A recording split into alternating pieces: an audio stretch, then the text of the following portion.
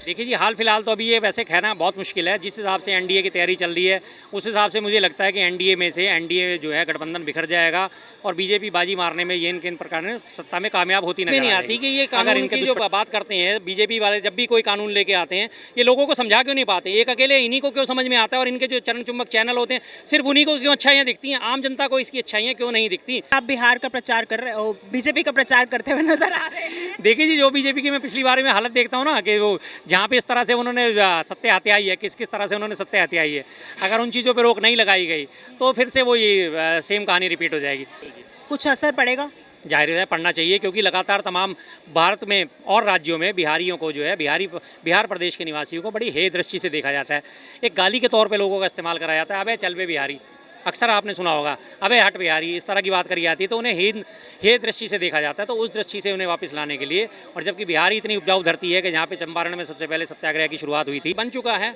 बिहार चुनाव में वक्फ बोर्ड के लिए समर्थन करके नीतीश जी ने तो अपनी ज़मीन तो ख़त्म कर ही ली है। सबसे पहली बात, आने वाले टाइम में नीतीश जी को वोट वहाँ नहीं मिलने वाले, क्योंकि नीतीश जी ने बाहर रह के तो बड़े दावे करे थे, मैं वक्फ बोर्ड के समर्थन नहीं करूँगा। चिराग पासवान जी ने भी करे थे, और उसके बाद उन्होंने बाकी जो अपने आरएलडी के जो हमारे जयंत चौधरी साहब, जिन्होंने कभी कहा था मैं चवन्नी थोड़ी कार्य करता है, उन लोगों का खाना हजम तब तक नहीं होगा जब तक वो हिंदू मुसलमान ना कर लें, जब तक वो कांग्रेस को गाली ना दे लें, जब तक वो राहुल गांधी जी के खिलाफ शब्दों का इस्तेमाल ना कर लें। तो इस तरह से आने वाले टाइम में धीरे धीरे जो है नीतीश जी को खत्म कर देंगे, वहाँ की वो खत्म कर देंगे, लेकिन नीतीश बाबू के बिना सरकार नहीं चला पाते। नहीं चला पाते थे। अब ऐसी कोई दिक्कत नहीं है वहाँ पे। उन्होंने अब सम्राट चौधरी उप मुख्यमंत्री हैं, उनको आगे करना शुरू कर दिया है। नमस्कार दर्शकों, बहुत बहुत स्वागत है आपका न्यूज डेस्क पर। आपके साथ मैं हूं सवेरा छाबड़ा। देखिए, दिल्ली में चुनाव हुए, भारतीय जनता पार्टी की 27 साल बाद सरकार बनी। अब सबकी नजर बिहार चुनाव पर है। दोनों के दोनों दल, एनडीए दल और इंडिया अलायंस, दोनों के दोनों दल दावे कर रहे हैं कि हम सरकार बनाने जाएंगे। लेकिन सवाल ये उठता है कि बिहार में अब की बार मुद्दा क्या रहने वाला है, क्योंकि वक्फ बिल संशोधन जो पास कानून बना, हालांकि सुप्रीम कोर्ट ने अभी 7 दिन की उस पर रोक लगा दी है, जो संशोधन हुआ है उस पर, उसका कहीं ना कहीं, या यूं कहे पूरा का पूरा जो बिहार में सरकार बनेगी वो वक्फ के मुद्दे पर बनेगी। शर्मा जी मौजूद हैं, बेबाकी से अपनी बात रखते हैं, इनसे बातचीत करते हैं। शर्मा जी, वक्फ क्या बिहार चुनाव में एक बड़ा मुद्दा बन के रहने वाला है? बिल्कुल जी, बन चुका है। बिहार चुनाव में वक्फ बोर्ड के लिए समर्थन करके नीतीश जी ने तो अपनी ज़मीन तो ख़त्म कर ही ली है। सबसे पहली बात, आने वाले टाइम में नीतीश जी को वोट वहाँ नहीं मिलने वाले, क्योंकि नीतीश जी ने बाहर रह के तो बड़े दावे करे थे, मैं वक्फ बोर्ड के समर्थन नहीं करूँगा। चिराग पासवान जी ने भी करे थे, और उसके बाद उन्होंने बाकी जो अपने आरएलडी के जो हमारे जयंत चौधरी साहब, जिन्होंने कभी कहा था मैं चवन्नी थोड़ी जो पलट जाऊँगा, लेकिन फिर भी वो चवन्नी पलट गई उसके बावजूद भी, लेकिन उन्होंने समर्थन कर दिया। तो आम जनता तो देख ही रही ना कि किस तरह से हमारे सामने तो वादे करके आते हैं, हम तुम्हारी आवाज़ उठाएंगे, हक के लिए तुम्हारे खड़े रहेंगे, और अंदर जाके इसके वोटिंग कराते हैं पक्ष में, तो जाहिर सी बात है फ़र्क पड़ेगा। सवाल मेरा ये है, सरकार ये कह रही है मुसलमानों के हित में ये कानून बना है, लेकिन आप देख रहे हैं किस तरीके से देश में जो व्यवस्था बिगड़ रही है, उसे कैसे देखते हैं? मुझे एक बात ये समझ में नहीं आती कि ये कानून की जो बात करते हैं बीजेपी वाले, जब भी कोई कानून लेके आते हैं ये लोगों को समझा क्यों नहीं पाते। एक अकेले इन्हीं को क्यों समझ में आता है और इनके जो चरण चुंबक चैनल होते हैं सिर्फ उन्हीं को क्यों अच्छाइयाँ दिखती हैं, आम जनता को इसकी अच्छाइयाँ क्यों नहीं दिखती।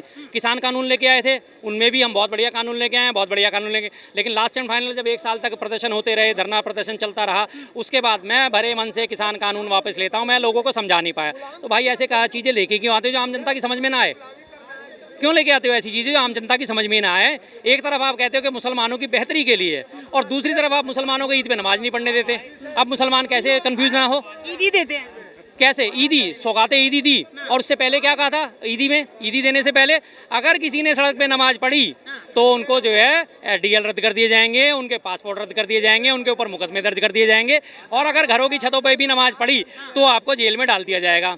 ये सौगातें ईदी ऐसी दे रहे हैं कि उन्हें उनकी इबादत भी नहीं करने दे रहे। लेकिन एक बार ईद आ रही है, एक जुम्मे की नमाज होती है, मात्र 1 घंटे की नमाज होती है, और उसमें भी आरोप लगाते हैं कितने देर की नमाज होती है। हर मस्जिद में 1 से 2 बजे के बीच में नमाज अता होती है। जुम्मे की दोपहर की जो होती है 1 बजे से लेकर 2 बजे तक का टाइम होता है। 15 से 20 मिनट के 52 जुम्मे आते हैं। अनून चौधरी ने बोला साल में 52 जुम्मे आते हैं, बिल्कुल बोला था, साल में 52 जुम्मे आते हैं, साल में 52 मंगलवार भी आते हैं। हर मंगलवार को देख लीजिए मरकट वाले बाबा के यहाँ कितनी लंबी भीड़ लगती है, तब भी तो ट्रैफिक बाधित होता है ना, तब भी तो होता है। मंदिर के बाहर लाइनें नहीं होती क्या? कहाँ तक लाइन? लेकिन शर्मा जी एक बात, एक मिनट भैया हटो, एक सवाल ये, क्या हर मुद्दे पर हिंदू मुसलमान करना सही है? बिल्कुल सही नहीं है, लेकिन इस पार्टी का जो है खाना हजम ही नहीं होता।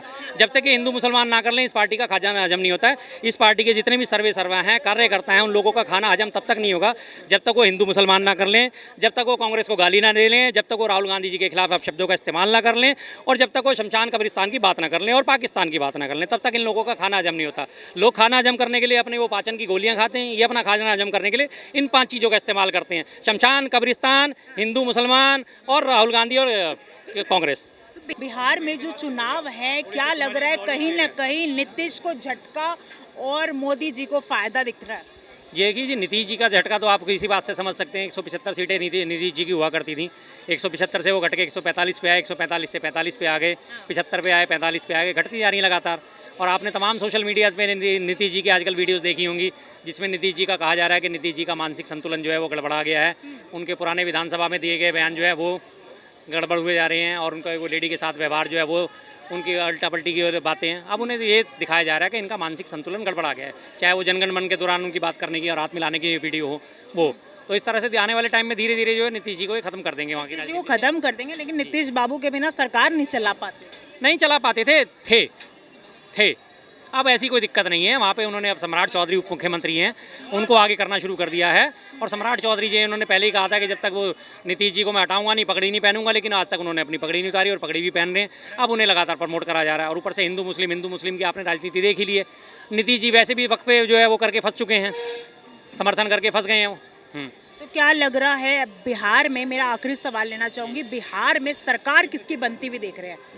देखिए जी, हाल फिलहाल तो अभी ये वैसे कहना बहुत मुश्किल है। जिस हिसाब से एनडीए की तैयारी चल रही है, उस हिसाब से मुझे लगता है कि एनडीए जो है गठबंधन बिखर जाएगा, और बीजेपी बाजी मारने में ये इनके इन प्रकार ने सत्ता में कामयाब होती नजर आ जाएगी, अगर इनके दुष्प्रचार का विरोध नहीं करा गया। शर्मा जी, आप बिहार का प्रचार कर रहे हो, बीजेपी का प्रचार करते हुए नजर आ रहे हैं। देखिए जी, जो बीजेपी की मैं पिछली बार में हालत देखता हूँ ना, कि वो जहाँ पे इस तरह से उन्होंने सत्य हत्याई है, किस किस तरह से उन्होंने सत्य हत्याई है, अगर उन चीज़ों पर रोक नहीं लगाई गई तो फिर से वो ये सेम कहानी रिपीट हो जाएगी। लेकिन हालांकि अब आप देखें, तेजस्वी यादव और हमारे राहुल गांधी जी है मिलकर अच्छी टक्कर दे रहे हैं, लेकिन जैसे ही राहुल गांधी जी ने बिहार के लिए कमर कसी, उन्होंने फौरन उनके ऊपर ईडी का जो है तोता खोल दिया। राहुल गांधी खुद भी मंच से बोलते हैं कि हमारे उनको जरूरत है कि संगठन को, वो संगठन उनका कमजोर है। जी हाँ, कमज़ोर है। इस बात को उन्होंने स्वीकार करा, और ये स्वीकार करना अच्छी बात है। अपनी कमियों को स्वीकार करके ही व्यक्ति आगे बढ़ सकता है। उन्होंने कहा वास्तव में हमारा संगठन कमज़ोर है और उसकी मजबूती पे हमें ध्यान देना पड़ेगा, तो उन्होंने ये बात अच्छी कही है। ऐसा नहीं है कि हवाई बातें कर दी और लोगों में झूठा विश्वास कायम कर दिया हो। ये उनकी बात बहुत अच्छी है, सच्चे आदमी है, सच्ची बात उन्होंने करी है, तो जो बात है वो हकीकत है। पलायन रोको, नौकरी दो, बिल्कुल जी, कुछ असर पड़ेगा? जाहिर है पढ़ना चाहिए, क्योंकि लगातार तमाम भारत में और राज्यों में बिहारियों को जो है बिहार प्रदेश के निवासियों को बड़ी हे दृष्टि से देखा जाता है। एक गाली के तौर पे लोगों का इस्तेमाल करा जाता है। अबे चल बे बिहारी, अक्सर आपने सुना होगा, अबे हट बिहारी, इस तरह की बात करी जाती है, तो उन्हें हे दृष्टि से देखा जाता है। तो उस दृष्टि से उन्हें वापस लाने के लिए, और जबकि बिहार इतनी उपजाऊ धरती है कि जहाँ पे चंपारण में सबसे पहले सत्याग्रह की शुरुआत हुई थी, महात्मा गांधी जी ने सत्याग्रह की अपनी शुरुआत बिहार से करी थी, और डॉक्टर राजेंद्र प्रसाद हमारे पहले राष्ट्रपति बिहार से थे। तमाम ऐसी उर्वरा शक्ति है बिहार में कि उन्होंने तमाम IAS IPS बड़े बड़े नेता अधिकारी लिए हैं, लगातार दिए हैं। तो बिहार में कोई कमी नहीं है, बिहार की मिट्टी में कोई कमी नहीं है, बस उस मिट्टी को संवारने की देर होती है। चलिए, शर्मा जी मौजूद है, लगातार बिहार चुनाव पर हम आपको कवरेज दिखा रहे हैं, आगे भी दिखाते रहेंगे। बिहार चुनाव पर क्या माहौल लग रहा है, मैं कमेंट करके बताएगा। फिलहाल के लिए इस वीडियो में तक, जय हिंद, जय भारत।